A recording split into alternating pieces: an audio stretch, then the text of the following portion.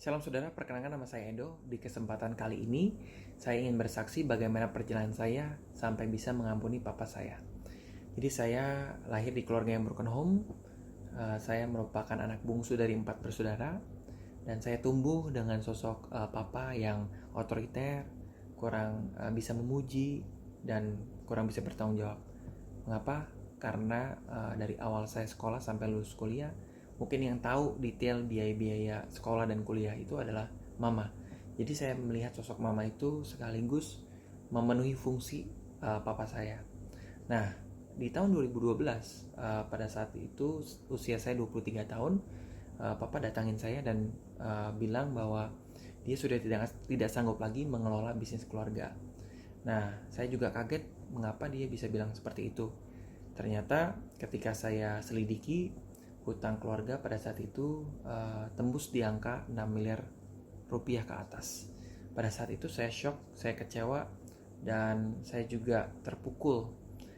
Ternyata bisnis yang selama ini kelihatannya baik-baik saja, di dalamnya luar biasa banyak hutang. Dan pada saat itu, jangankan miliaran, uang 100 juta aja saya nggak pernah lihat bentuknya. Tapi pada saat itu Tuhan kasih saya kekuatan, Tuhan kasih saya jalan untuk saya supaya bisa menyelesaikan masalah itu dalam waktu 2 tahun. Nah, tapi tetap aja di hati saya timbul kekesalan, kekecewaan. Namanya anak bungsu, seharusnya anak yang disayang, anak yang dimanja, anak yang kalau minta apa-apa langsung dikasih. Saya mulai membanding-bandingkan diri saya sama anak bungsu lainnya, sama teman-teman saya. Dan saya melihat bahwa luar biasa banget kok papa saya bisa sampai uh, hutang sebegitu besarnya dan dia tidak bisa bertanggung jawab lagi. Dan saya timbul luka, timbul rasa pahit, sampai saya pernah bilang begini sama keluarga saya, kalau misalkan papa nggak ada di 10 tahun bahkan 20 tahun yang lalu, mungkin keluarga kita hidupnya jauh lebih baik. Saya percaya 1000% pada saat itu saya ngomong begitu ke keluarga. Dan karena saya saking kecewanya. Tapi pada saat itu tidak menyelesaikan masalah, malah keadaan tambah parah. Dan saya melihat kenapa bisnis bisa sampai sebesar itu hutangnya. Ternyata karena papa ini sering bermain judi, bermain togel, dan bahkan punya beberapa will.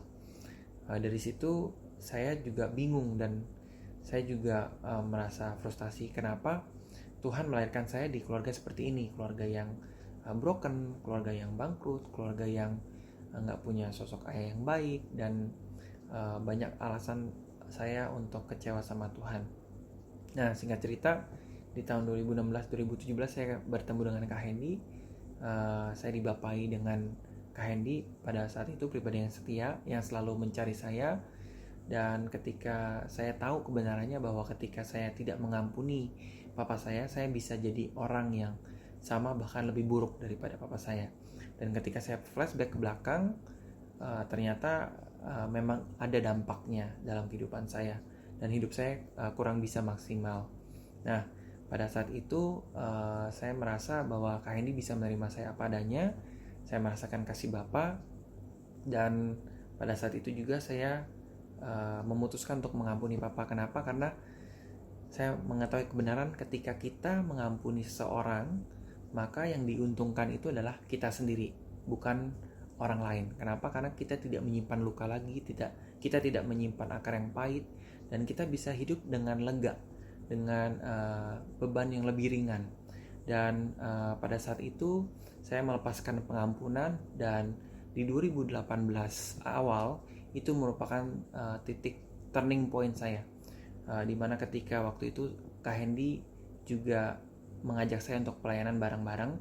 Saya merasa diterima dan akhirnya saya mengampuni papa saya, dan saya mendapatkan penguatan dari ayat ini di Galatia 3 ayat 26. Sebab kamu semua adalah anak-anak Allah karena iman di dalam Yesus Kristus. Nah, bahwa identitas saya ini adalah anak-anak Allah, dan saya mempunyai dua identitas tangible dan intangible. Dan saya percaya bahwa hidup saya ini apa kata Tuhan, bukan apa kata manusia. So, buat saudara, Bapak Ibu yang mendengarkan kesaksian saya, buat teman-teman yang mungkin juga mengalami hal yang sama, jangan menyerah. Saya tahu ini butuh waktu, tapi saya berpesan bahwa ketika kita mengampuni, maka kitalah sebenarnya orang yang diuntungkan. Dan ingatlah bahwa kasih Tuhan itu sudah sempurna mengampuni kita, dan kita juga perlu mengampuni orang lain. Itu aja kesaksian saya. Thank you and God bless you.